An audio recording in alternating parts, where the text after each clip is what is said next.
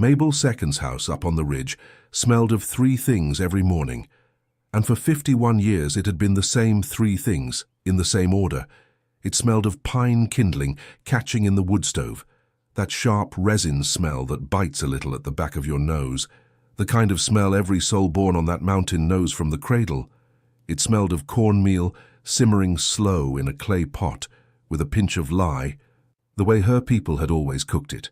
And it smelled of raw wool, sheep's wool unwashed, a smell not everybody takes to, but she did, because it was the smell of her work, the smell of the backstrap loom tied off to the porch post out front, the smell of the sashes and the shawls she had been weaving her whole life, right there in the hollow they called Pine Hollow Branch, on the old wagon road that runs up toward Stillwater Reservoir, way up in the high country of eastern Tennessee, where the cold comes down early, and the old folks still speak with a tongue older than the state lines.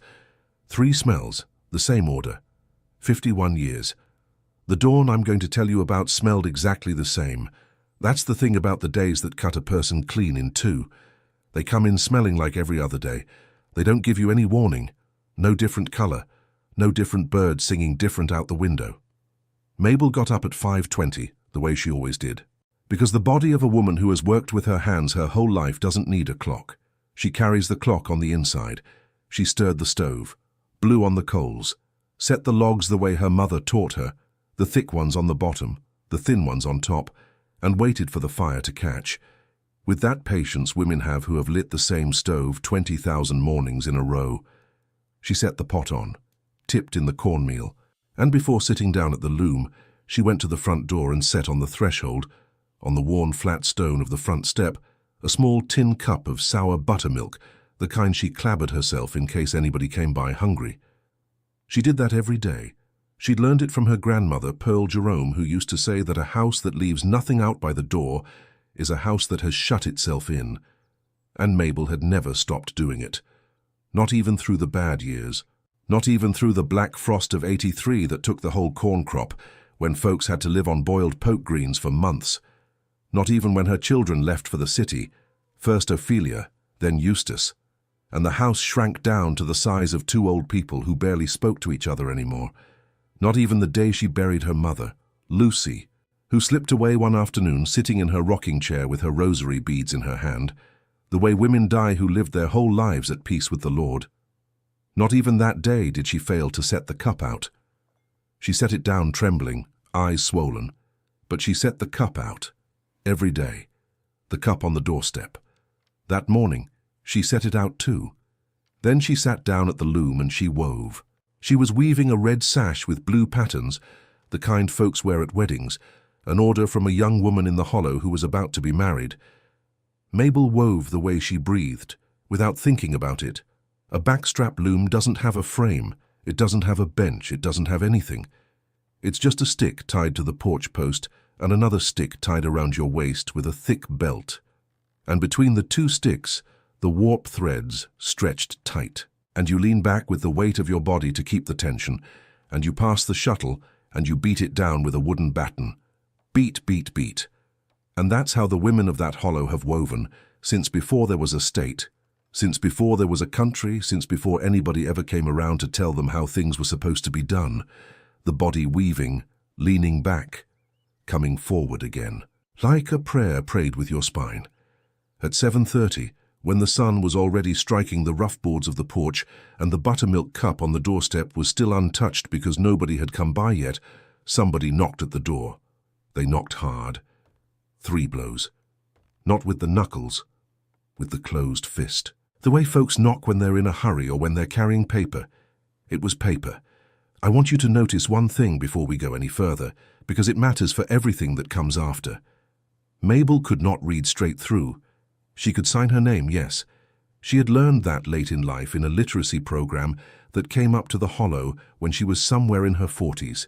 She could sign Mabel Second, and below it, Jerome. Slow. With the big trembling letters of somebody who learned her letters with her hands already shaped to the loom. But to read a document, an official paper with its whereas and its hereinafter and its tight little legal print, no. She never could do that. And I'm going to tell you something that is not made up. It is in the census records of this country, and a lot of folks in the cities don't realize it. Even today, in the 21st century, in the back hollows of southern Appalachia, there are whole communities where more than half the women over 60 never finished grade school, and 1 in 5 cannot read or write, 1 in 5. And almost all of them sign things. They sign for benefits, they sign receipts, they sign whatever gets put in front of them, because they trust the person who puts it there. And trust, when it's placed in the wrong hands, costs more than anything else you'll ever buy in this world. The man at the door was young, cheap suit, cardboard folder under his arm, shiny patent leather shoes that had no business out on a dirt road. You could tell right off he came from down in the city, that the red dust on the lane was the first dust he'd ever stepped in. Behind him, standing a little ways back, in the shade of the big sweet gum tree, was Christopher Earhart, Mabel's husband, 51 years married. He was standing there with his hat in his hand, turning the hat, around and around between his fingers, the way he always did when something put him on edge. That slow rotation of the brim. And he wouldn't meet her eyes. Mabel knew him. 51 years of knowing a man teaches a woman to read his shoulders, even when she can't see his face. And Christopher's shoulders that morning were drawn up tight, like a dog that knows he's done something and is just waiting to see how bad the scolding is going to be. The young man in the suit started talking. He talked pretty, used the kind of words a person uses so you won't understand. He said he was there on behalf of attorney so-and-so. He said there had been a transaction of sale duly notarized. He said the property situated at such and such had been lawfully transferred to a third-party purchaser in good faith. He said that she, as the spouse, had given her consent by way of her signature. He said she was being granted a grace period of 30 calendar days for the voluntary vacating of the premises, after which proceedings would commence in accordance with the law. Mabel didn't understand half the words, but she understood one. She understood vacating. That one she understood all the way through, every letter of it, the way you understand a slap to the face, even if nobody has ever explained to you what a slap is. "What house?" Mabel said. She said it slow. Her voice carried that mountain lilt, the old high-country cadence of folks who think first in the old tongue and then translate. "This one, ma'am," the young man said, and pointed with his chin at the wall, the roof, the porch post, the loom. "The house we're standing in." Mabel was quiet for a moment. She looked at the young man, looked at the cardboard folder, looked at Christopher, who was still turning the hat in the shade of the sweet gum tree, not coming any closer, as if the tree's shadow were a line he wasn't allowed to cross. "This is my house," Mabel said. "My husband raised this house with his own 2 hands 48 years ago." "Yes, ma'am, but he raised it on land that belonged to my family, the land my mother left me, and that her mother left her. I raised both my children right here. I sat up with my mother the night of her wake, with the flowers laid out on the floor and the candles burning right up to the door. I wove my whole life right here. This house is not for sale, young man. This house cannot even be sold." The young man opened the folder, took out a sheet of paper, turned it around so it faced her, held it up at the level of her eyes, pointed with his finger to a line at the bottom. "This signature is yours, ma'am. Just tell me that. Is it yours or is it not yours?" Mabel brought the paper close to her face. She had to bring it real close because up close she didn't see well. Her left eye had wept ever since '79 from a film that had settled over it after a case of pink eye that didn't get treated in time, because back then the nearest clinic was a 3-hour walk, and a woman wasn't going to walk 3 hours for an eye that could still see something. She wiped the eye with the back of her hand. That gesture she made 1,000 times a day without even realizing she made it. She brought the paper closer, squinted. She found the line where the young man's finger was pointing. She saw the signature. It was her signature. "Mabel II," it said, and below, "Jerome." With the big, trembling letters of somebody who had learned her letters, with her hands already shaped to the loom. That signature she had practiced so many afternoons on the brown paper of empty flour sacks until she got it right. That signature that was the only thing she knew how to write in this whole world, and which for that very reason she loved the way you love a child born late. It was her signature. It was not forged, it was not traced with carbon paper. It was not copied by anybody. It was from her own hand. She had made it. She had, with her own hand, signed the paper that was now turning her out of her house. And in that moment, standing in the doorway of her own house, with a cup of untouched buttermilk going cold on the stone at her feet, Mabel's second Jerome remembered. The memory came back to her all at once, whole, the way water comes through when a dam gives way. It had been 8 months earlier, a day in November. One of those days when the cold gets down into your bones and you weave close to the wood stove. Christopher had come into the kitchen with some papers folded in his hand, and he had said to her, in that calm Sunday morning voice of his, "Honey, sign here for me. It's for that government program, the one with the assistance for country folks.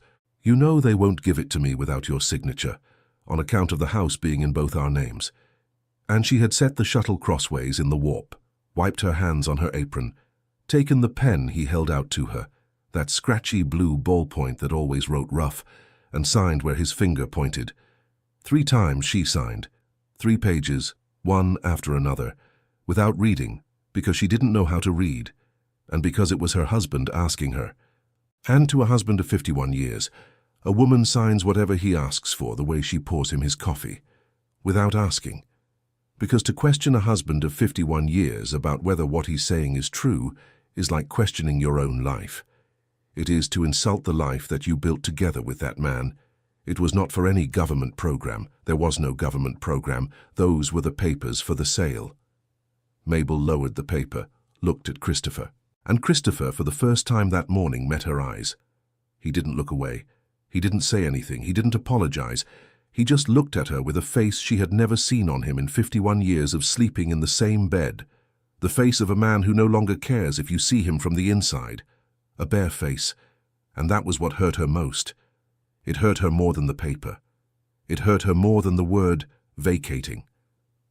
Because the paper could be taken away from her. But that face, she had already seen it. And nobody could ever take that face away from her now. That face was going to stay branded on her until her last day. "They paid you for this," Mabel said. It wasn't a question. It was something she was saying to herself out loud in order to finish believing it. Christopher put his hat back on, adjusted it slow, with both hands, like a man getting ready to step out into an ordinary day. And he said, "It's done, Mabel. It's a paper for peace. It doesn't suit you to fight. You don't have what it takes. I'll set you up in a room down in town. I'm not going to leave you out in the cold. But the house doesn't belong to either of us anymore. It's been sold. That's just how things are. That's just how things are." He said it the same way you talk about the weather, as if selling his wife's house was something that happens, like rain falling, like the sun coming up. And he turned around and started walking down the dirt lane toward where a truck was parked. A truck Mabel had not heard pull up. A new grey pickup. One of those double cab ones, with windows tinted so dark you couldn't see who was driving. Christopher climbed in the passenger side, shut the door with that solid, heavy thunk that the doors of expensive trucks make. That thunk that sounds like money. And the truck started up and pulled away down the lane, kicking up a cloud of yellow dust that hung in the air a long time after the truck was out of sight. The young man in the suit handed Mabel a copy of the paper. 30 days, ma'am. 30 calendar days, counting from today. The date is right there." And he walked off too, down the lane on foot. With his patent leather shoes filling up with dust, he didn't look back. And Mabel was left alone in the doorway of her own house. The cup of buttermilk was still there on the stone, cold all the way through by now, with a grey skin on top. Nobody had come by hungry that morning. Or somebody had, but the hunger that came by was a different hunger. One that no buttermilk can cure. One that nothing you can pour into a cup will ever cure. Mabel did not cry. And I'm not telling you that to make her sound brave, because that isn't what this is about. There is nothing brave about staying dry-eyed when your life gets ripped out from under you. I'm telling you it because it is true, and because understanding why she didn't cry is understanding the woman entire. She didn't cry because her head was busy with something else. A woman who has woven for 50 years knows that when a thread snaps right in the middle of the warp, it does no good to stand there staring at the broken thread and cursing it.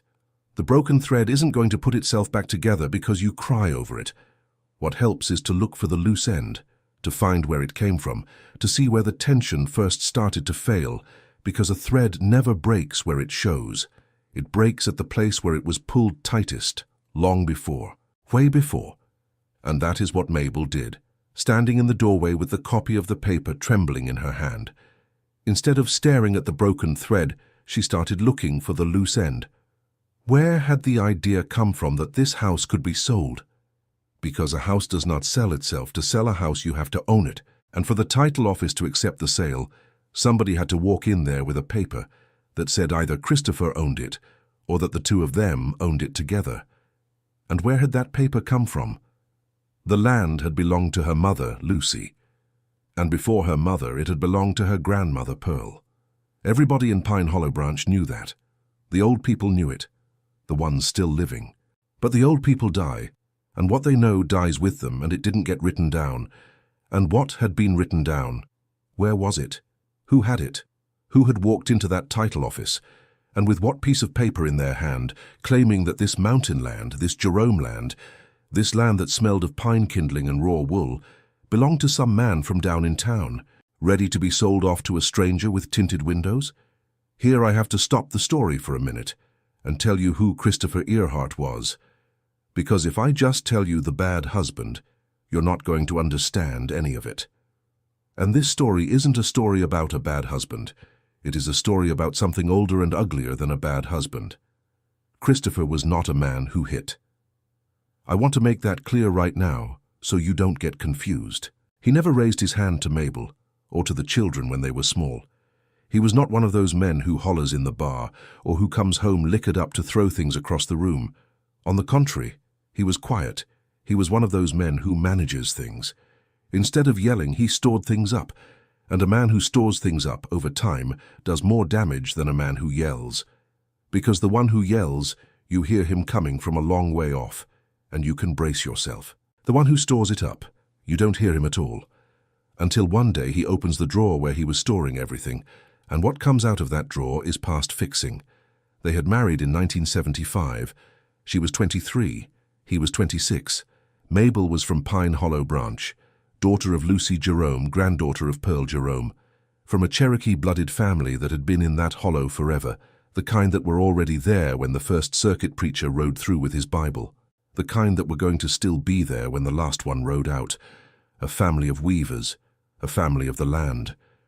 Christopher was from lower down, from the center of the town of Stillwater Crossing, from a family that called themselves town folks, which was the way back in those years that people said it when they didn't want to be called mountain folks, the ones who spoke straight English from birth, the ones who looked down their noses at the hollow people, the ones with the homespun shawls and the straw hats and the old tongue still on their tongues.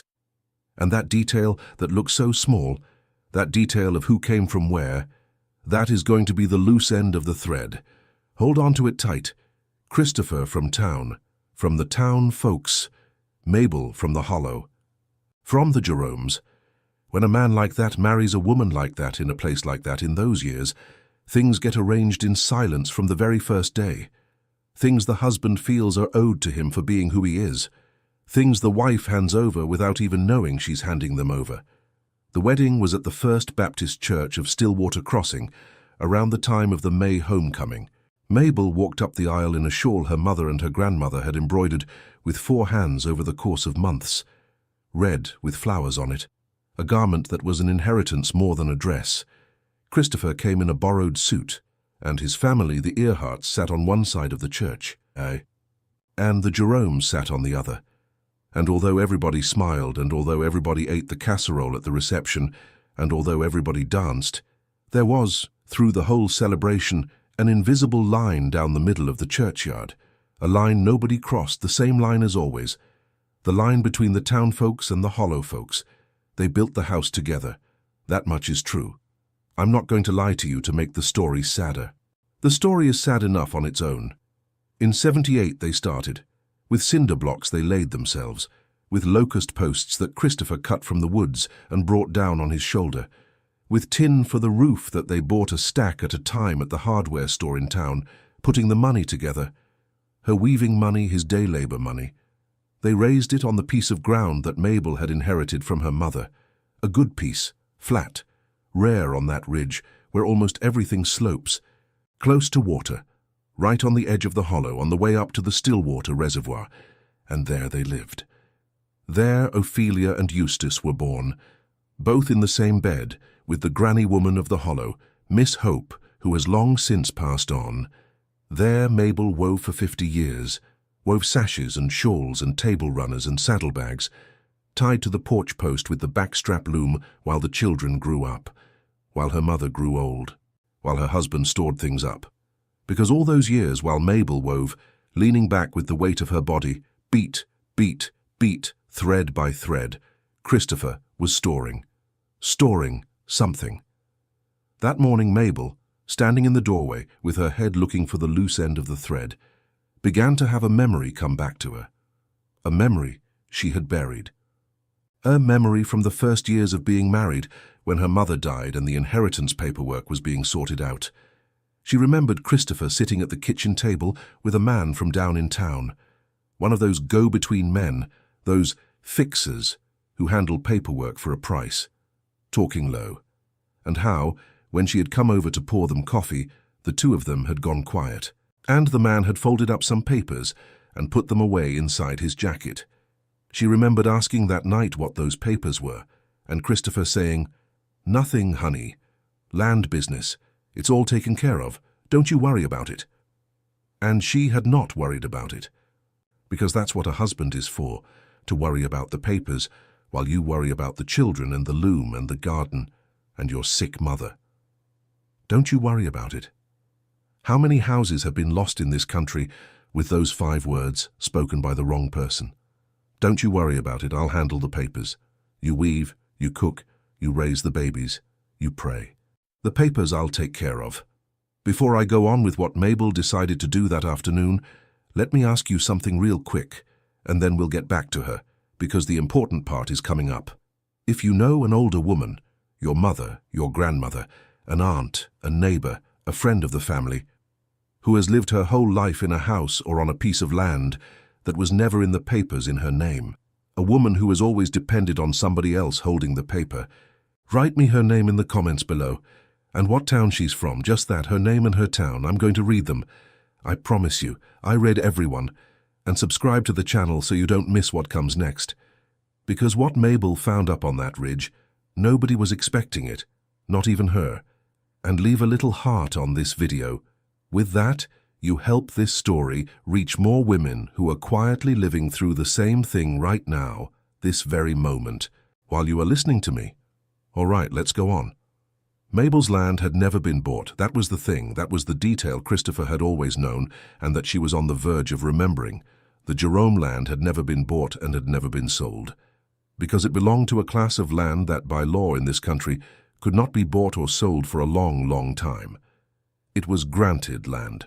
The kind of land that the federal government, after the Homestead Acts of the 1800s and the resettlement programs of the New Deal in the 1930s, after so much hardship, after so many families pushed off the land they worked, had set aside and granted to the mountain people, people who had worked that land for generations, people who had earned it with their backs, and that kind of land had a protection that the money in the gray pickup did not know about, an old protection, written in the ink of the men who set up those programs back when this country was trying to keep small farms in the hands of the families who worked them. But Mabel that morning did not yet remember the details. She just remembered the word grant, and the voice of her grandmother saying it, and then she remembered the cabin. It wasn't really a cabin. It was the old house of her grandmother Pearl, up on the rise on the way to the reservoir, on a piece of woodland that nobody used anymore. A little log and stone place from the old days, roofed with shakes first, then with tin, where Pearl had lived her last years, alone and tough as a hickory knot, and where she had died in 1988. One February dawn, with the frost stuck to the window panes. Ever since her grandmother passed, that little place had been left to itself. Mabel went up there once in a while, once a year, twice at most, to sweep, to clear back the brush that crowded up to the door, to set a candle there on All Souls' Day. But it had been a long time since she had really gone inside, since she had gone in all the way to the back, since she had knelt down in front of the old chest where her grandmother had kept her things. Years. A lot of years. Maybe 10, maybe more. And Grandmother Pearl, may she rest in peace, had been a woman who kept papers the way other women keep gold. That Mabel remembered well. She remembered it now with a clarity that frightened her. Her grandmother had not known how to read either. Just like Mabel, just like nearly all the women of that hollow in those years. But she kept every official paper that ever came into her hands as if it were a live coal in winter. She wrapped them in cloth, in small woven mats. She tied them up with twine and tucked them all the way to the bottom of the chest, underneath everything. Mabel, as a little girl, used to ask her, "Grandma, what do you keep so much paper for, if you can't even read it?" And her grandmother would answer, slow in the old way, something that Mabel had not thought about in 60 years, and that came back to her whole that morning, word for word, as if her grandmother were saying it to her again at her ear. The paper isn't for reading. Child, the paper is for having on the day somebody comes to take from you what is yours. On that day, the paper talks all by itself. The paper says what you can no longer say. That's why you keep it, so that when you die, or when you get worn out, or when they believe the other one and not you, the paper is still there talking. That day had come. Mabel walked back into the house, into her house, which according to the young man in the suit she had 29.5 days left to call hers, and she started gathering her things. Not all of them. She didn't pack like somebody leaving forever, because something inside of her, stubborn, old of the mountain, refused to pack forever. She gathered only what she needed to go up to the cabin and stay a few days. Her heavy wool wrap, the dark blue one she had woven herself 30 years before, which was the warmest thing she owned, a change of clothes, the cloth sack with stale cornbread, salt, coffee, a handful of dried smoked trout from the reservoir, a piece of cheese, some pawpaws, a blanket, matches, a candle, the small wooden bowl, and the backstrap loom, untied carefully from the porch post, rolled up with its threads, with its belt, with its shuttle and its wooden batten, because wherever Mabel went, the loom went too. That was not up for discussion. That was not even up for asking. A weaver without her loom is a woman whose hands are missing, even if she's still wearing them on the ends of her arms. While she was gathering her things, the phone rang. The old flip phone Ophelia had left her, with the big buttons, the one Mabel hardly knew how to use, the one she charged once a week when she remembered. It was Ophelia. "Mama, Mama, is it true? Aunt Ernestine called me. She said they saw the truck. She said an attorney came up. She said, 'Daddy, Mama, tell me it's not true.'" "It's true, baby," Mabel said. She sat down on the edge of the bed to talk, because her legs were heavy by then. "Your daddy sold the house. He signed it over with an attorney. They've given me 30 days. There was a silence on the other end of the line, and then Ophelia's voice cracked. That voice that wasn't a little girl's voice anymore, but that with her mother always slid back into being a little girl's voice. "How could he sell the house? How could he? And you signed too, Mama." "You signed?" "I signed without knowing, baby. He told me it was for a government program. I signed 3 pages. I couldn't read them. I believed him." "Oh, Mama." And Ophelia started crying right there on the phone, 60 miles away, crying what her mother wasn't crying. "You come down here. You come down to Knoxville with us. We've got room. We'll figure it out. Don't you stay up there alone with this." "It's past fixing, Mama. Those lawyers know how to work it. Daddy's already signed in front of a notary. You're not going to be able to fight them. You don't even know how to read, Mama." Forgive me for saying it, but it's the truth. How are you going to fight a notary? Just come on down. Mabel stayed quiet with the phone pressed to her ear, looking at the rolled-up loom on the bed. She loved her daughter. She loved her with everything she had left of loving, which was a lot. But Ophelia had left the hollow 20 years ago. She had become a city person, and she had forgotten something that in the hollow you never forget, that things of the land are old, older than any notary, older than any lawyer in patent leather shoes, and that what is old when it's been kept well sometimes beats out what is new. "Daughter," Mabel said, "do you know whose land this was before I was born?" "No, Mama." How would I know? Great-grandma's, I guess. Great-grandma's, yes. And before your great-grandma's mother. I don't know, Mama. Nobody bought it, baby. Nobody ever bought it. This land was given, granted. The government gave it years and years ago, when they were trying to put the land in the hands of the small farmers. And land that is granted, baby, is not like land that is bought. There's a difference. I don't know exactly what the difference is. I don't know the words. But your great-grandma did. And she kept the paper where that difference is written down. She kept it in her chest up at the cabin. I'm going up to get it. Ophelia was quiet for a long time on the other end. When she spoke again, she said it lower, almost afraid. And what if you don't find anything, Mama? What if the paper's not there anymore, or the silverfish ate it, or it never existed and it's just an old story of great-grandma's? Then I come back down with empty hands, Mabel said, and I come to live with you in Knoxville, and I sit in your living room and weave until I die. And I thank the Lord for having a daughter who would take me in. But first I go up, honey. First I go up. A person doesn't give in before she has looked. That your great-grandma taught me too. And she hung up, slow, feeling with her finger for the little red button she always had trouble finding. Her son Eustace didn't call, and that hurt too, in a different way. A duller hurt. An older hurt. Eustace lived close by, down in Stillwater Crossing, and he had been working with his father for years. At whatever his father put in front of him, hauling, buying, selling. Arrangements. Mabel knew, without anybody telling her, with that certainty mothers have that doesn't need proof, that Eustace had known about the sale from before, that the young man in the suit hadn't shown up alone to find Christopher, that somebody had given him directions, that somebody had told him the old woman can't read. Her signature is enough. And that somebody who knew the directions, who knew about the signature, who knew the old woman couldn't read, that somebody could not be a stranger. It had to be somebody from inside the family. Some sons come out like the mother, and some come out like the father. Eustace had come out like Christopher, in the worst thing Christopher had, in the storing, in the managing of silence. It hurt to think it about a son she had carried and birthed in that same bed. But she thought it. Because at 74 years old, a woman doesn't have time anymore to play dumb, not even with her own children. And playing dumb with your own children is the last foolishness a woman allows herself.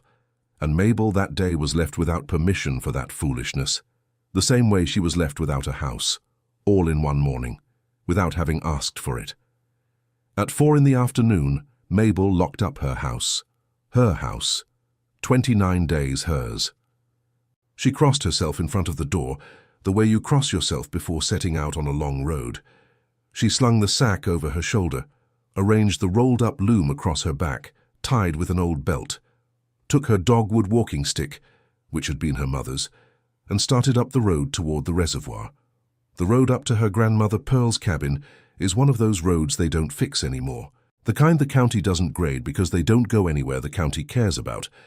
It's a track of loose stone, zigzagging up the ridge through scrub cedar, through old wild rhododendron, between great grey boulders, with the occasional pine that escaped the axe by being on the steepest ground. Mabel had been up that road her whole life, first as a little girl, holding her mother's hand, carrying offerings up to her grandmother, then as a young woman, running it without tiring, then as a wife with her own children's hands in hers, and then as an old woman, slowly. She knew it with her feet more than with her eyes. She knew where the big stone was that wobbled and you had to step on the edge of it. She knew where the section turned slick after the first rains. She knew where the briar reached out across the path and you had to ease to the side so it wouldn't tear your wrap. She climbed slow, stopping every so often to catch her breath, one hand on the stick, the other on her chest. Because at 74 years old the heart asks permission before every rise. It knocks at the door of the body and asks if it may. And you say back to it, yes. Still, you still can. Hold on for me a little longer. It took her an hour and a half, something she used to do in 40 minutes when she was young, but she made it. She did not sit down to cry halfway up, which was what her body was asking her to do. She climbed. And as she climbed, she kept thinking about her grandmother, and one of those bits of family history her grandmother used to tell that as a child Mabel had found boring began turning over in her head, settling into place, fitting in with the morning she had just lived through. The way the shuttle fits into the gap of the warp. Her grandmother used to tell that when she was young, back around the 1920s, before Lucy was even born, men had come up to the hollow. Men with the government. Surveyors. With chains and tripods and instruments you looked through with one eye, carrying a new law in their hands, a law that said the land belonged to the ones who worked it. That after the years of bankers' foreclosures, after the years of railroad land grabs, after so many small farmers losing everything, the government had passed acts to put the land back, and they had set aside lands as homesteads and as protected farmstead grants. And they had handed those lands over to the families that worked them. And I'm going to tell you this part because it's true, and because it's the kind of thing that schools don't teach much. And yet it changed the lives of millions of families like Mabel's. Between the Homestead Acts of the late 1800s and the federal resettlement programs of the 1930s and 1940s, this country put millions and millions of acres into the hands of small farmers. The government took back lands from large estates and from speculators and granted them to working families. And the granted lands had something that made them different from any other land. By law, for a great many years, certain of those grants, homestead grants, resettlement allotments, could not be sold, could not be mortgaged, could not be foreclosed on, could not be taken from a family with a paper signed at a notary's office. They were protected lands. They were the poor people's lands, armored so the poor could not be stripped of them, not by the rich, not by themselves in a weak moment. And in many of those mountain communities, especially in the back hollows of Appalachia, where families had held the same ground for 5 and 6 generations, it was very often the women who became the keepers of the land, and of the papers of the land, because the men went off to work in the mines, to work in the mills, to the cities. The ones who stayed firm on the land year after year were them, the old women, the ones who wove, the ones who kept the papers in the chest. Mabel Jerome had been one of those keepers, and to her family, to the Jeromes, land had been assigned in that program from the 1920s. The surveyors had come with their measuring chains. They had measured. They had set the boundary markers, the stones that show where one family's land ends and another begins. And they had drawn up a deed, a grant of allotment, with government seals and signatures of officials and the names of those who were receiving, where it said, in the language of the law, who got what piece of land, and why, and under what condition. The condition being that it could not be sold off. That was the paper, if the paper was still there. At the bottom of the chest, underneath everything, wrapped in its cloth, tied with its twine, if the silverfish had not eaten it, if the damp had not turned it to mush, if it wasn't just one of her grandmother's stories, the way Ophelia feared, if Mabel's memory, which had 74 years on it by now, was not making up something it wanted to believe. She reached the cabin when the sun was low, orange, fat, tipping toward the reservoir side, turning the water that color of copper that you only see at evening up in that high country. The cabin was the way she remembered it, but sadder, more eaten, more alone. The plank door was held shut with a piece of bent wire wound around a nail. The tin roof had one corner lifted up like the wing of a dead bird. The brush had grown right up to the wall. Tall, dry, yellow grass. The kind that crackles when you step on it. The kind that one careless spark in March would catch like tinder. Mabel set the sack on the ground, slid the loom off her back and propped it carefully against the wall, standing, the way you let a traveling companion rest. She unwound the wire from the nail. With those crooked fingers, 50 years of shuttle work that had strength in them yet. A stubborn, root-deep strength. And she pushed the door. The door groaned. A long groan of swollen wood scraping over the dirt floor. It opened slow. Inside it smelled of closed-up air, of dust, of stored time, of that smell rooms have that have been shut for years. A smell that isn't bad, but it weighs on your chest. The smell of things that stayed waiting for somebody. A little light came in through the doorway and through the holes in the roof. Golden dust floating in the beams. Enough to see by. Everything was the way Mabel had left it the last time. So many years ago she was embarrassed to think about it. The plank bed pushed against the wall with its straw mattress rolled up, the cold wood stove in the corner with its old hard ash, a lopsided table, a straight-backed chair, a few clay dishes hanging from a wire, dusty. And at the back, against the wall, under a window covered over with a feed sack, the chest of Grandmother Pearl, made of yellow pine, darkened almost black by the smoke of 40 years of wood stove fires, with its corners reinforced in rusted tin and a latch that hadn't closed properly since before Mabel was born. There it was, just so, like a faithful dog that stayed waiting at the door of a dead person's house, not understanding that the dead one isn't coming back, waiting anyway, because waiting is the only thing it knows how to do. Mabel took the candle out of her sack because the afternoon light was already going fast, the way it goes in the mountains, from 1 minute to the next. She lit it with a match, cupping the little flame with her hollowed hand, and she set it on the lopsided table. The flame trembled, took hold, threw the shadow of Mabel and of the chest up onto the wall. Big, moving. She sat for a moment in the straight-backed chair to catch her breath, because the climb had left her heart still running, hammering in her chest the way the shuttle hammers across the warp, and she sat there looking at the chest from a distance. The way you look at a sleeping animal, not sure if it is really asleep or just pretending to be asleep so that you'll come close.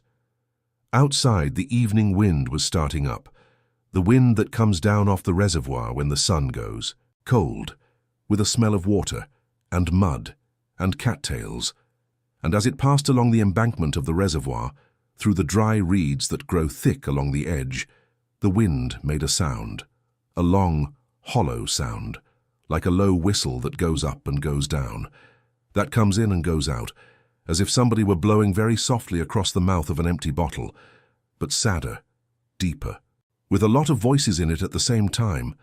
The dry reeds, when the wind passes through them, make that sound. Mabel had known it for as long as she could remember.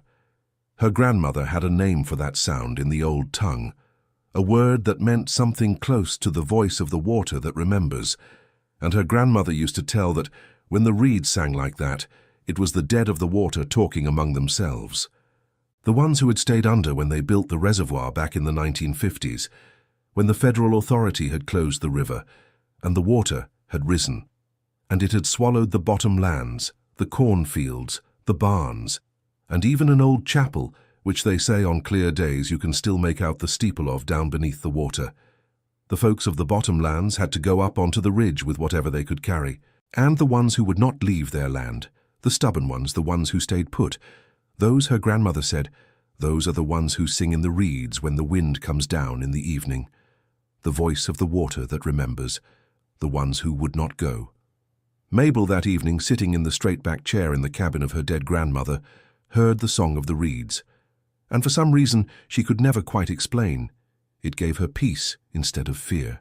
As if her grandmother Pearl and her mother Lucy, and all the Jerome women who had come before her on that land, were saying to her, from the water and from the earth and from the air, "Come on, child. You're here now. You climbed up. All that's left is to open it." She rose from the chair. Her knees popped. She walked across the room, slow, toward the chest. The candle's shadow followed her along the wall, stretching out long. She knelt in front of it, because kneeling cost her less than bending at her age. Putting one knee down first on the cold dirt floor, then the other. She put both hands on the lid. The lid was cold like the stone of a gravestone, the wood rough, the grain raised by the years. She pushed up. The lid resisted for a moment, stuck shut by the damp of so many winters, and then it gave with a dry crack, and opened, and out of the inside came a breath of closed-up smell, of old cloth, of cold incense ash, of wood, of her grandmother. Inside was everything of Pearl's, her everyday wrap, worn thin, eaten by moths at the fringe, a tin box of bone buttons and shell buttons, rusted needles, thimbles, faded prayer cards of the saints, a small three-legged grinding bowl, 2 small clay jars, one set inside the other, a rosary of seeds, and underneath everything, at the very bottom, against the boards of the chest, wrapped in a small cloth, yellow with age, tied with twine, was a flat rectangular bundle, the size of a large document folded over many times on itself, tight, stored away with the care with which you store the one thing that truly matters, the thing you would carry out first if the house caught fire. Mabel took the things off the top, one by one, with respect, with both hands, the way you lift a sleeping child. The wrap she set aside, the tin box she put to the side, the little jars, the grinding bowl, the rosary, and at the end, at the very bottom, she took out the flat bundle wrapped in cloth. She lifted it. It weighed little. It weighed what paper weighs. But in Mabel's hands in that moment, it weighed as if she were lifting her whole grandmother out of the bottom of that chest, her whole mother, all the land of the Jeromes. She sat back down in the chair, the bundle in her lap. She pulled the candle closer, dragging the lopsided table. The cloth was dried out, brittle, flaking at the edges when she touched it, and the twine had gone stiff as wire, hard, stubborn, as if tied by a woman who truly did not want it to come open easy, who wanted whoever opened it to have to work, to have to want to open it for real. Mabel found the knot with her fingers, in one corner, a double knot, tightened by her grandmother herself, who knew how many years ago, with who knew what kind of strength. She started to undo it, slow, without pulling, because the things her grandmother had tied did not deserve to be yanked apart. They deserved the patience of the fingers, the same patience with which you untangle a thread in the warp when it has knotted by pulling from the right end. Easing it loose a little at a time, the knot gave, one end loose, then the other. The twine slackened, and in that moment, outside, along the embankment of the reservoir, the wind came up sudden, the way it does when the weather changes, and the reeds sang loud, far louder than they had all evening. A long, hollow sound full of voices that came in through the open doorway of the cabin and filled the whole room from wall to wall. The voice of the water that remembers, rising and falling, the ones who would not go. And Mabel froze, with the twine half loose between her fingers. Without finishing opening the cloth, her head lifted toward the door, toward the air, toward the water, listening. Because that sound this time did not give her peace. This time it climbed up her spine like cold water.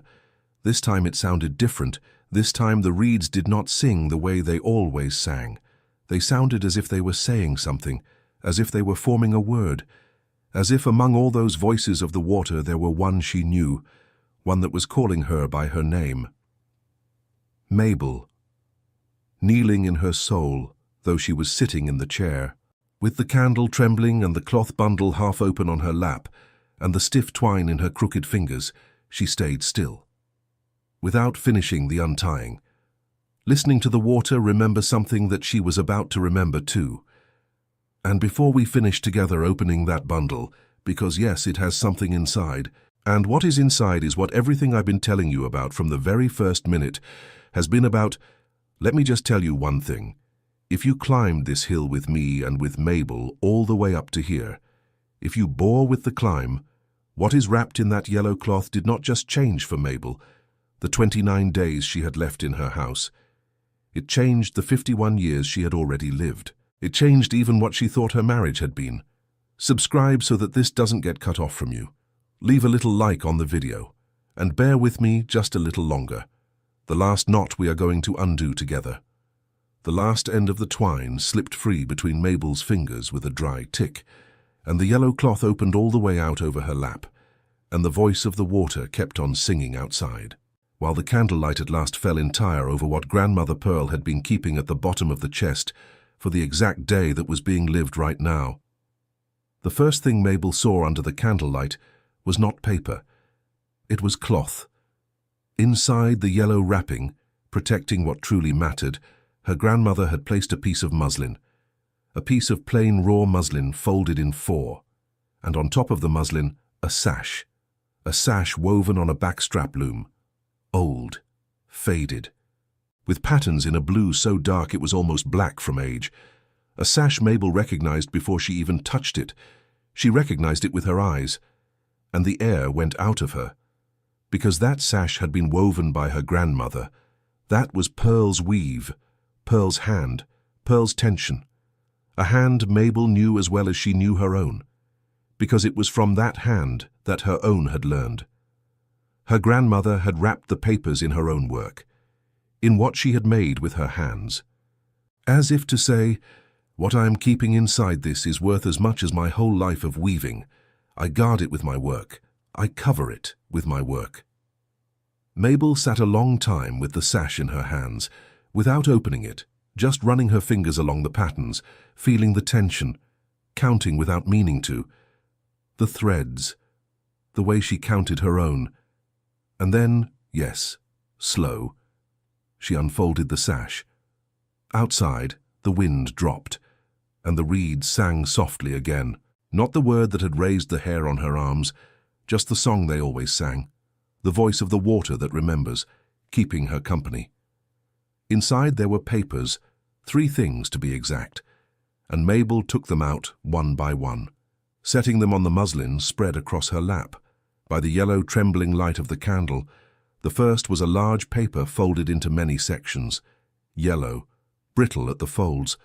The paper was so dry it crackled as she unfolded it. Like the dry husk of a corn cob, Mabel unfolded it with a care that made her hands sweat. It was a document. It had seals. It had a round seal, big, purple, by now almost the color of dried tobacco from age, with an eagle in the middle.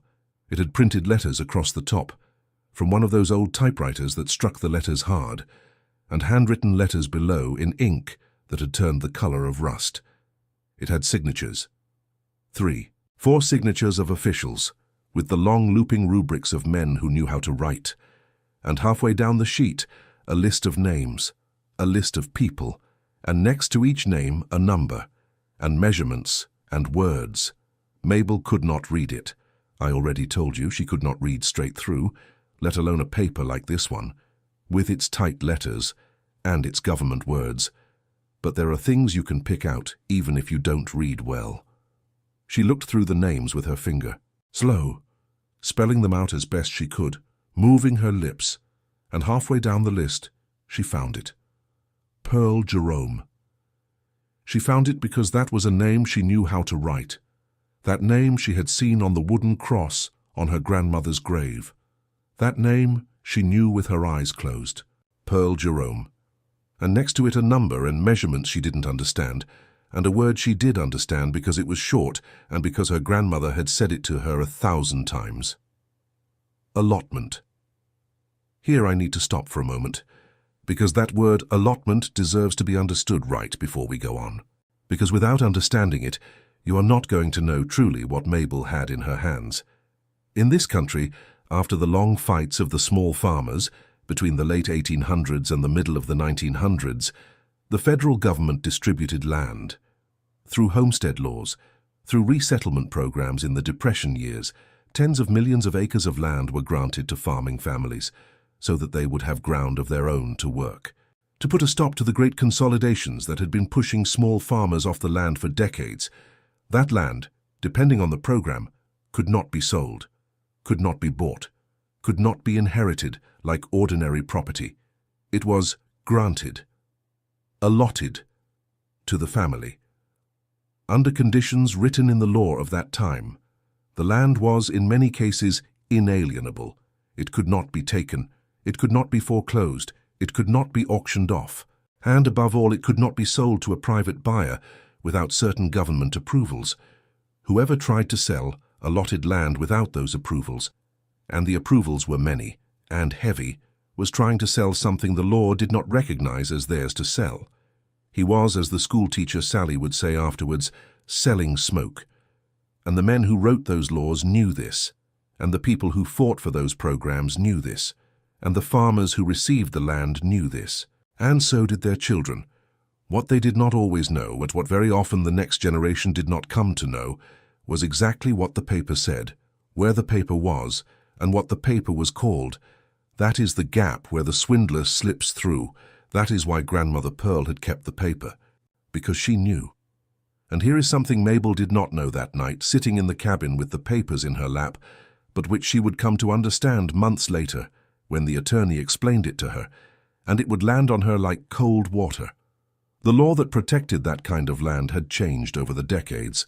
In the late 20th century, federal and state legislation in this country had been amended in various ways. New programs had opened doors so that families who had received those grants could, if they chose, convert their allotment into ordinary private property, sellable, like any other. And many people did so. And many of those conversions were done properly, because each person has the right to decide what to do with what is theirs. But there were cases where the conversion was done badly, cases where families who did not entirely understand the process signed papers they did not fully grasp.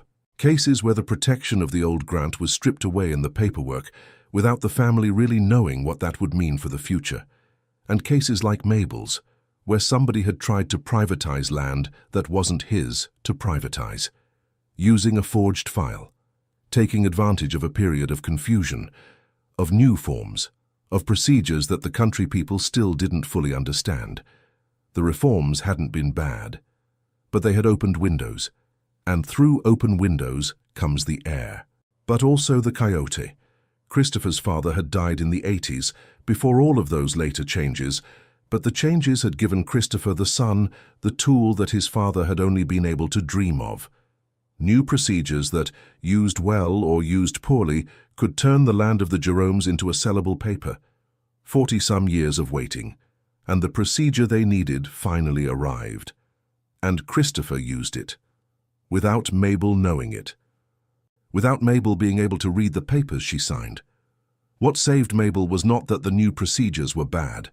What saved her was that the file on her land, the false one, the crooked one, had been put together badly from the very beginning, 50 years before, by a small-town fixer who had hidden papers but had not destroyed them entirely, and that the original file, the real one, the one from 1929, was still alive in some drawer of the Federal Land Office, waiting.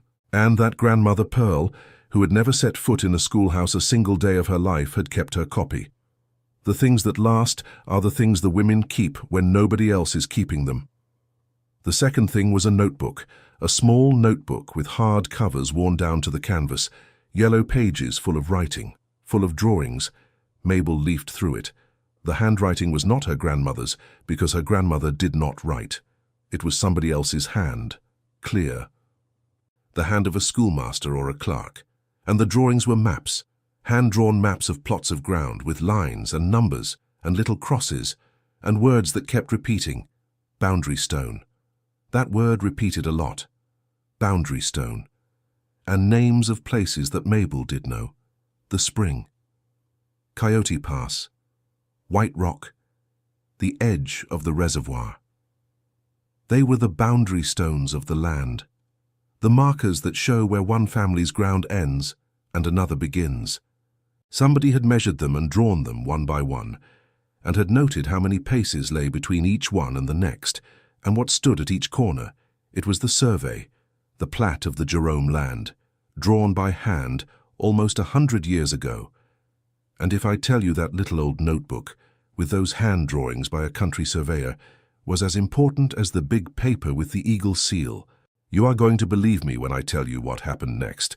Because in the agrarian courts of this country, in the kind of tribunal that handles disputes over land grants, what matters most is not only the paper that says who has the right. What matters most is being able to show exactly which ground that right is on, where it begins, where it ends, what its corners are. The boundary stones. Without the plat of the boundary stones, the paper with the seal can be somebody's, but you can't tell exactly what land it belongs to. That detail, which seems so technical, so cold, is the detail by which land swindlers have won thousands of cases against people who had the right but did not have the map. Her grandmother knew nothing of tribunals, but she had kept everything, the paper and the map, as if she knew that someone one day was going to need them both together. And the third thing was a letter, one sheet folded in half, written on both sides, in a handwriting different from the notebook, a clumsier hand, larger, the hand of a man writing with effort. And at the top of the first line it said a name Mabel could read whole, letter by letter. because it was a name she had known her whole life, a name that turned her stomach the moment she spelled it out. Christopher. It said Christopher. And then a last name that was not Earhart. Christopher. And down at the bottom, in the signature at the end of the letter, it said a different last name. And a date from long ago. A date from before Mabel got married. Mabel could not read the letter. And for the first time in her life, for the first time in 74 years of not knowing how to read and getting by all the same, it burned her. It really burned her. To have the thing in her hands, the thing that explained everything, and to have the thing written in a tongue she could speak but could not decipher. It was like having water in the well and no rope to bring it up. She sat with the letter in her hands, trembling in front of the candle, and there, alone, in the cabin of her dead grandmother, with night falling, and the cold sliding in through the holes in the roof, Mabel second. Jerome understood that for the paper to talk, the way her grandmother had said, somebody was going to have to read it to her, and that somebody could not be her husband, or her son, or anybody from town. It had to be somebody she could trust, somebody who could read well, and who was not going to sell her out. She spent the night up there. She did not go back down, even though she was scared, even though the cold was bitter. She did not go back down, because going down that loose stone road in the dark was asking for death, and because something inside of her did not want to be parted from the chest, from the cloth, from the papers, not even for a minute. She arranged the straw mattress on the plank bed, shook it out, spread her blanket, lit a fire in the stove with the old wood that was left, and some dry reeds she gathered out front. She heated coffee in a small pot. She ate a piece of stale cornbread with smoked trout and a pawpaw, and she sat down close to the fire with the 3 papers pressed against her chest, wrapped again in her grandmother's sash. And she kept watch. She kept watch the way you keep watch over the dead. But this time she wasn't watching over the dead. She was watching over the land, watching over what the land was about to give back to her. The cabin at night was a different place. By day it was just an old room with a lifted roof and chewed-up walls. By night, with the fire burning and the shadows moving, it was her grandmother's room again. It was her grandmother whole. It smelled of her, of cedar smoke, of percolator coffee, of that mixture of wool and damp wood and fire that is the smell of the houses of old women who lived their whole lives in the same spot. Mabel breathed it in. Let it stay. And in that smell, in the room where her grandmother had slept and kept vigil and died, she began to remember things she didn't know she remembered. She remembered an afternoon. She must have been 10 or 11, when her grandmother Pearl called her up to this very cabin. It was a winter afternoon, the kind that gets dark fast in the mountains, with the cold coming down sharp off the reservoir. Her grandmother was sitting in this very same straight-backed chair, the chest open in front of her, taking the things out one by one carefully, the way somebody takes inventory. And when she saw Mabel in the doorway, she said, without turning around, "Sit down, child. I'm going to show you where the important things are." Mabel sat on the rug at her grandmother's feet, and her grandmother began setting the things out on the rug, naming them, in the old tongue first, and then in English, explaining what each was for, and why it mattered. The rosary for when the sickness comes, the tin box for when need comes and there's clothes to mend, the little jars for when hunger comes and you've got to go somewhere else and cook with whatever you can find. And at the end, the bundle in the yellow cloth, which her grandmother lifted with both hands and held up in front of Mabel's eyes, and said to her, in the old tongue, words that Mabel thought she had forgotten, and which now 60 years later in this same room came back to her whole. This is for when somebody comes to take from you what is yours. This you keep. This you do not touch. This you do not show.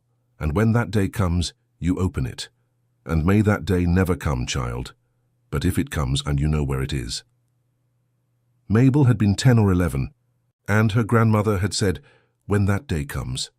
And Mabel back then had not understood why her grandmother spoke about that day with such certainty, as if she knew it was coming, as if the day already existed somewhere, and was only waiting its turn to show up. Now, 60-some years later, sitting in the same straight-backed chair, with her grandmother's papers pressed to her chest. Mabel understood. Grandmother Pearl had lived through things. She had lived through the foreclosures of her childhood. She had lived through the allotment. She had seen how they took land from her people, and how, much later, some of it came back. And she had understood, with the wisdom of someone who has seen it on her own skin, that the land that is given can also be taken again, that the protection lasts as long as the paper that supports it lasts, and that the paper lasts as long as the woman who keeps it. That is why she kept it. That is why she showed Mabel where it was. Not because she believed Mabel was going to need it soon, but because she believed, with that stubborn faith of women who have survived more than they should have survived, that that day comes sooner or later to every family that has something somebody else wants, and that when it came, the woman who faced it alone, with no paper, was lost, and the woman who faced it with the paper had a fight. And as she kept watch, she went on remembering. Memory is like that. When you start pulling on one end, all the rest come too. She remembered the first years of being married, when she asked about the papers of the land, and Christopher said, "Don't you worry about it, honey. I'll handle it." She remembered that man from town who came up to settle the inheritance when her mother died, and how the two of them went silent every time she came over. She remembered that Christopher, in 51 years, had never, not one single time, planted anything on that ground. He had the land, flat, good, with water close, and he never planted so much as one row of corn. He'd say, "What for? It's cheaper to buy it." And Mabel, who was of the land, who was of planting, had never understood why a man with good ground does not plant it. Now she understood. He did not plant it, because to plant it was to admit that it was his and for him. And Christopher had known from the very beginning, maybe from before the wedding, that this land had an old owner written on a paper, and that the old owner was not him, and that as long as nobody planted and nobody asked and nobody dug, the lie could hold. That is why he never planted. He was waiting. 51 years he sat on top of his wife's land, the way a man sits on top of something that is not his, so that nobody will see what's underneath. She came down at dawn, with the first light, slow, with the stick, with the papers wrapped tight in the bag against her body, and she did not go down to her house. She went down to town, to find the only person in Stillwater Crossing she trusted for a thing like this, the school teacher Sally, the school teacher of the Hollow, a mountain woman like Mabel, but from a different generation, one of the first from the Hollow who went on to study, who became a public school teacher, who taught half the Hollow to read, including a few of Mabel's own children, and who, now retired, lived alone in a little house next to the school, and helped the people of the area with their forms, their papers, their disputes with the government without charging, just out of helpfulness. She said that was what an education had served her for, so that the Hollow would not be blind. The schoolteacher Sally opened the door in her housecoat, coffee in her hand. She saw Mabel's face and didn't ask a thing. Mountain women, when they're older, don't ask when they see that face. They just step aside and say, "Come on in, honey, it's cold out there." And Mabel went in, sat down at the kitchen table, took her grandmother's sash out of the bag, unwrapped it, and set the 3 papers on the table, on the checkered oilcloth, in the morning light coming through the window. "Read them to me, Mom," Mabel said. "Please, I need you to read them to me, and I need you to tell me the truth of what they say, even if it's ugly." The schoolteacher Sally set down her coffee, put on the reading glasses she kept on a cord around her neck, took up the big paper first, the one with the eagle seal, spread it out carefully across the table, and went quiet for a while, reading it to herself, her eyes moving up and down the page. And as she read, Mabel watched her face change, because the schoolteacher Sally, who was a hard woman, who had seen everything in her years of fighting the people of the Hollow's paperwork against the government, slowly began to widen her eyes, and at the end she looked up over the rim of her glasses, and she looked at Mabel in a way Mabel had never seen. "Mabel," the schoolteacher said, "do you know what this is?" "A paper for the land," Mabel said. "That much I know." "This is the original federal land grant for the family allotments in this Hollow, Mabel. It is the original document. This is from 1929. This was signed off by the federal government when they granted the people of this hollow their farmstead allotments. And here in the list of those who received an allotment is your grandmother's name, Pearl Jerome, with her allotment number and her acreage. And here, Mabel, here is the big thing. The schoolteacher put her finger on a paragraph. Here it says that this land, granted under this allotment program, could not, at the time, be sold, could not be mortgaged, could not be foreclosed on. It was inalienable, that's the word. Inalienable. You know what that means. It means it cannot be taken from the family that received it by means of any sale.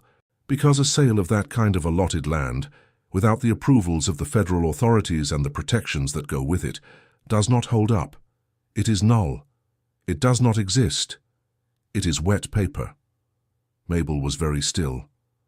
"Ma'am," she said slow, "my husband sold this land with my signature 8 months ago. Yesterday an attorney came, with a notary, and he told me I have 30 days to clear out." The schoolteacher, Sally, took off her glasses, set them on the table, and said to Mabel something Mabel was never going to forget. "Mabel, if this land was federally granted under those terms, and this paper proves it, your husband did not sell anything. He could not sell it. He sold smoke. Whoever bought smoke. And the notary who passed that deed either didn't check the origin of this land, or he checked it and hid it. Either way, he's in deeper water than you are. Because you, ma'am, are not the one who has to clear out. You are the one who can drag every last one of them into a federal courtroom. And there, in the kitchen of the schoolteacher Sally, over the checkered oilcloth, with the coffee growing cold, and the morning light coming in through the window, Mabel second Jerome, who had climbed up that ridge believing she was going to find herself some consolation, understood that she had come down with a weapon, but the letter was still missing. "Read me that one too, ma'am," Mabel said, and she pointed to the folded sheet, the one with the clumsy handwriting, the one with the name Christopher at the top. "That's the one that matters most to me. That's the one I've been carrying sideways inside me since last night." The schoolteacher took the letter, unfolded it, and began to read it out loud, slow, so Mabel would catch every word.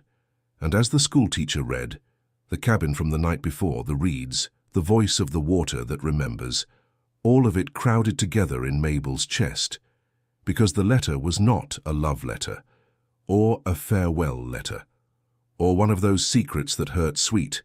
The letter was a confession, and it wasn't from her, Christopher, it was from Christopher's father.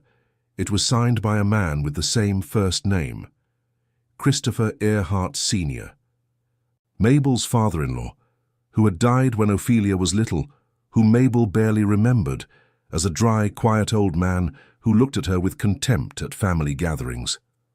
And the letter was addressed to his son. It was dated shortly before the wedding, and in the letter the old man explained to his son, in his clumsy handwriting, a man who wrote with great effort, that he had asked a favor of a friend of his who worked in the records office of the county. He told him it was all arranged. He told him the Jerome girl had a good piece of land of her family's, flat, with water, but that the land was granted allotment land, and that for that reason it didn't appear worth much on paper, and nobody bothered with it. He told him that he, the old man, had paid his friend at the county to lose the old file on the allotment, the one with the name of the Jeromes, and to open a new file in which the land would appear as ordinary common property of the marriage, as if it were regular land, buyable, sellable. He told him that with patience, with the years. When the old folks of the hollow died off, the ones who remembered the allotment, that piece of ground was going to be sellable for a good price, because it was in a fine spot, and because the water of the reservoir was going to make it worth more year by year. He said, "Marry the girl, son.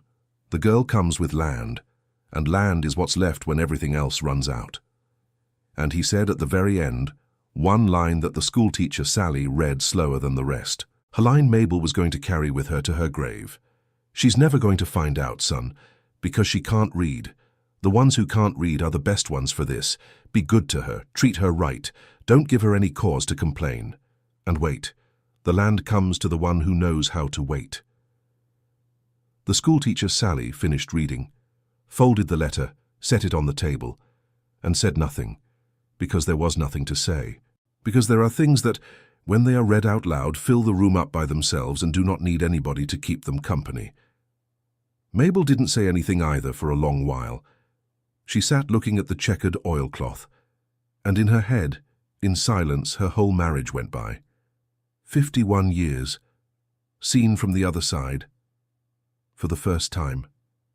The way you see a piece of weaving when you turn it over and realize that the pretty pattern on the front, on the back, is nothing but knots and threads dangling. Christopher treating her well. Christopher being good to her. Christopher never giving her cause to complain. Quiet, managed, patient. Christopher never planting the ground. Christopher waiting. 51 years of a man who had not married her. He had married a piece of land. The girl comes with land, the old man had said, and the son had obeyed, and he had obeyed well, obeyed all the way, obeyed to the end, marrying the land, putting up with the woman who came along with the land, the way you put up with the wrapping on a gift that you're going to throw out anyway. And then something strange happened to Mabel, that she could not explain afterwards. When Ophelia asked her how she had felt in that moment, what happened was that she thought of the loom. She did not know why that was the first thing that came to her, but that was what came. She thought of the back strap loom, of the mechanics of the thing, of how a sash gets woven. To weave on a backstrap loom, you have to be tied. That is the first thing you learn, that the loom does not work loose. One end of it is tied to the post, the fixed post, and the other is tied to your own waist with a heavy belt, and the tension of the weaving depends on the two ends being fixed. If one of them lets go, everything falls. The weaving needs something firm at each end, and Mabel, weaving since she was 7, had spent her whole life tied to the post on one side, and to the work on the other, the two of them pulling, creating the tension that makes the weaving possible. 51 years tied, and when the thread snaps, when the tension goes, what's left at first is the strangest feeling, the feeling that nothing is pulling anymore, the feeling that the body doesn't know what to do with its own hands now that they don't have anything to pull against. That is what Mabel felt in the schoolteacher Sally's kitchen. The 51 years of tension cut loose all at once, and the feeling was not relief yet. It was strangeness. It was the body asking, where do I pull from now if there's nothing left to pull against? But that too she knew from the loom, that when a thread snaps, the weaver does not stay with empty hands forever. The weaver looks for the loose end, picks up the threads, and starts again from where she left off. It wasn't the pain she felt in that moment. The pain came later. The pain took a while to arrive, and then it stayed and lived with her a long time afterwards. What she felt in that moment in the schoolteacher's kitchen was something else, stranger, more useful. She felt something settle into place. She felt 51 years of things she hadn't understood settle into place all at once. The way when you shake a sack of corn and the kernels settle down, and all of a sudden everything fits. And it sits even. Her whole life she had believed she was a woman who had not been much loved by a cold husband, and it turned out she had not been not much loved. She had been not loved, which is different. It is cleaner. A woman who is not much loved spends her life asking herself what she lacked, where she failed, what she did wrong. A woman who is not loved at all no longer has that question. The question falls away on its own, the way a bandage falls off an eye that has already healed. It was not her, it was never her, it was the land, and the land was still hers. The rest of it was the work of the schoolteacher Sally and of the months that followed. And I'm going to tell you it quick, because the important thing has already happened. The important thing happened in that kitchen, but you deserve to know how it came out. The schoolteacher Sally knew an attorney in Knoxville, a young attorney who worked with the people of the country, with the Hollows, with matters of land grants and homestead allotments, one of those few who had chosen to study in order to fight on the side of the ones who almost never have anybody fighting for them. The two of them went down to Knoxville together, Mabel and the schoolteacher, with the papers wrapped up in the grandmother's sash. The attorney looked at the 1929 document, looked at the plat of the boundary stones, looked at the father-in-law's letter, and her eyes lit up. Because an attorney like that, when she gets a case like that put in front of her, a case where the old law protects the weak against the strong, and on top of that there is a written confession, feels what a hunter feels when she sees her prey standing out in the open. Now I've got it. And here is one detail few people know, and that is worth saying before we go on, because when the attorney explained what they were going to do, Mabel asked who they would be fighting against, and the attorney told her they were going to file a claim in federal court, in the part of the federal court system that handles disputes over land grants and federal allotments. And Mabel did not know what that was. And maybe you don't either. In this country, there are courts that specialize in resolving disputes over granted lands and federal allotments. They are not ordinary civil courts. They are not criminal courts. They are courts and administrative bodies set up precisely so that the people of the country would have a specialized place to defend what the federal land programs had granted them. And alongside those courts there is the Federal Land Records Office, where the original files of every old grant are stored, or should be stored. The Federal Land Office is the official memory of granted land in this country. The problem is that the people of the country very often don't know that those courts and that office exist, and the people who want to take their land, they always know.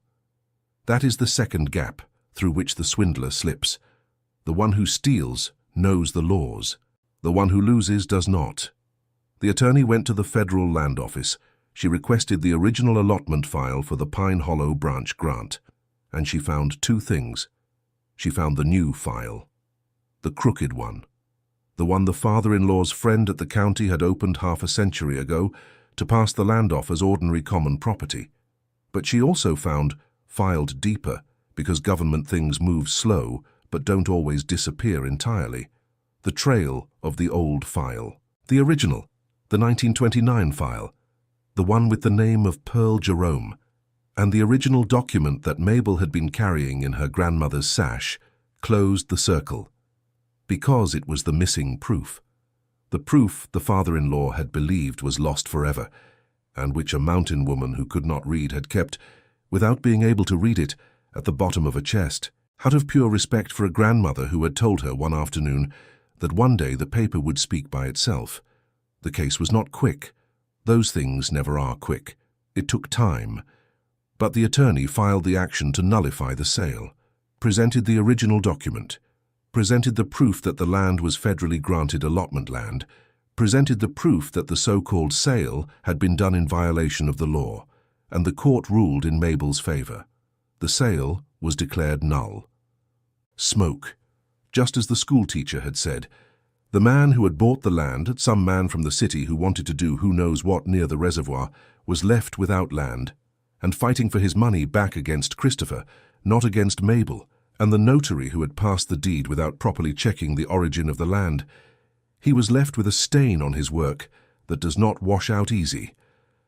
Christopher did not go to prison. Mabel did not press charges. The attorney told her she could, that she had what it took, that the father-in-law's confession and the fraudulent sale were enough for a criminal complaint, and Mabel spent a whole night thinking about it, in her house, which by then had gone back to being her house for real, not in paper, by root. And the next morning she told the attorney no, not to press it. And it wasn't out of goodness, let's be clear. It wasn't because she had forgiven him. She had not forgiven him. A woman doesn't forgive 51 years of waiting. That doesn't get forgiven. That just gets settled into place. It was for something else.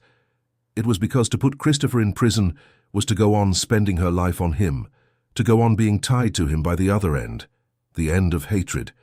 And Mabel had already been tied to that man for 51 years by the end of duty, and she was not willing to spend the few years she had left tied by the end of hatred.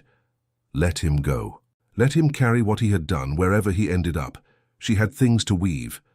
Christopher left the Hollow. He went down to live with Eustace in town, the two of them together, the father who stored and the son who helped him store. Let them live their silence between themselves forever. That was the only prison that really fell to them, and maybe the worst one. Ophelia came down from Knoxville the moment she heard her mother had won, and she hugged her on the porch, under the post where the loom was hanging again, and she cried. And Mabel wiped the tears off her face with the back of her hand, the same gesture with which she wiped her bad eye, and she said, "Don't cry, baby. Look, we won. This isn't for crying." Ophelia stayed a few days. She slept in her old room, the same room where she had been born. And in the early mornings, when she couldn't sleep, she would come out to the porch and stand looking at the loom tied to the post. That loom that had been there her whole life, like another piece of furniture, like a bench or a cupboard, and which, grown up, she had come to understand wasn't a piece of furniture. It was a factory of one worker, who worked every day without rest, without complaining, without anybody paying her a steady wage, producing sashes and shawls and table runners and saddlebags, with which the family had eaten in the bad years and in the good years. Ophelia asked her mother one morning how many sashes she had woven in her life, just out of curiosity, and Mabel thought about it a moment, counting in silence on her fingers, and at the end she said, "I don't know, baby. A lot. Thousands, maybe." And Ophelia said, "And how much did they pay you for each one?" And Mabel said, "The price. The market price. The one they gave her at the craft fair in town."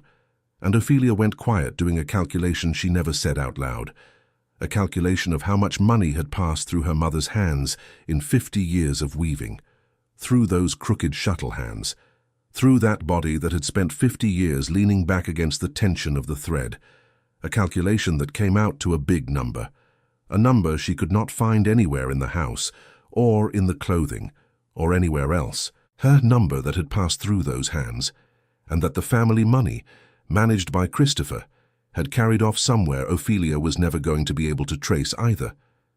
And Ophelia closed the calculation in her head, and kept it there. Because there were things it no longer did any good to say, that just added weight, and the weight of the house was full already. Mabel didn't ask.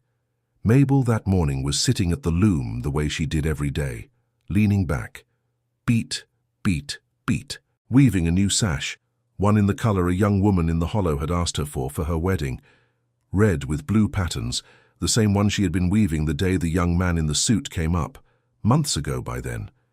She had left it on the porch post that day, with the shuttle crossways in the warp, and never touched it again until that morning. Now she took it back up, found the thread where she had left it, slid the shuttle through, tightened with the wooden batten, beat, beat, beat, and the loom answered the way it always answers, with the weaving moving forward, thread by thread, a little tighter, a little more finished, a little more ready to do what it was meant to do, and the land went back to being Mabel's, Mabel's. And through that old paper, through that grant of 1929, of the whole line of the Jerome women, the way it ought to have been all along, Mabel did one thing she had not done in 51 years of having that flat ground. Good ground. With water close she planted it. She sent for corn seed, of the old corn, the blue corn that makes the good cornmeal, and with the help of some young men from the hollow, she turned over her patch, and she planted it. At 74 years old, with her own crooked hands, putting the kernels in the ground, 3 kernels per hill, the way her mother taught her, one for the bird, one for the ground, one for the one who eats. And when the corn came up, when the first green shoot stood pointing at the sky, on that ground that had been silent half a century, waiting for somebody to finally claim it, Mabel walked up to her grandmother's cabin, lit a candle, set a small tin cup of sour buttermilk on the corner boundary stone, the white rock one, the one drawn in the little notebook, and stood there a while listening to the wind come down from the reservoir, listening to the reeds sing the voice of the water that remembers, the ones who would not go. And for the first time she heard them without pain. She heard them the way you hear family, because she too had not wanted to go, and she had stayed, and she had won. I am going to close this with one thing, because I believe this story, more than any I have ever told you, has a lesson that matters for the ones of you who are listening to me, and I am not going to dress it up pretty, or tell it sideways. I am going to tell you straight. In this country there are thousands, I'm not exaggerating, thousands of older women who live on land that on paper is not in their name, land they worked their whole lives, houses they raised with their hands, plots they inherited from their mothers and grandmothers, and which, and out of habit, out of trust, out of not knowing how to read, out of leaving the papers to the husband, are recorded under somebody else's name, or nobody's name, or are tangled up in inheritances that were never settled. And a lot of those women do not know, the way Mabel did not know, that sometimes the paper that protects them exists, that sometimes it is kept in a chest, in a wardrobe, in a shoebox, in an envelope a grandmother left behind. And that paper, one day can talk. And if the paper isn't there, because sometimes it isn't, because it got lost or rotted or never made it, they should know that there are specialized courts, that there is the Federal Land Records Office, that there are attorneys who fight on their side, and many times without charging, and that the first step is not getting an attorney, the first step is looking for the paper, looking well, all the way to the bottom of the chest. If you know a woman like that, don't just say poor thing. Help her look for the paper. Help her have somebody she trusts read it to her. Take her to somebody who knows land. Because what happened to Mabel was not a miracle. It was a paper well kept. And a neighbor who read it to her, that was all. And that is within the reach of many more women than you imagine. So write me in the comments below the name of a woman in your family, alive or past, who lived or died on a piece of land that was never in her name, and what town she was from, just her name and her town. I'm going to gather up those names, and in the next video I'm going to read 3 of them out loud at the beginning, so that those names, even just once, get spoken whole. The way the name Mabel Jerome was spoken whole, the day the paper finally talked. Subscribe so those names don't get lost. Leave a little heart for Mabel. She earned it by climbing the ridge. And share this story with that woman you already know, the one you've had in your head since I started talking, because maybe she too has a chest. May the road bloom for you.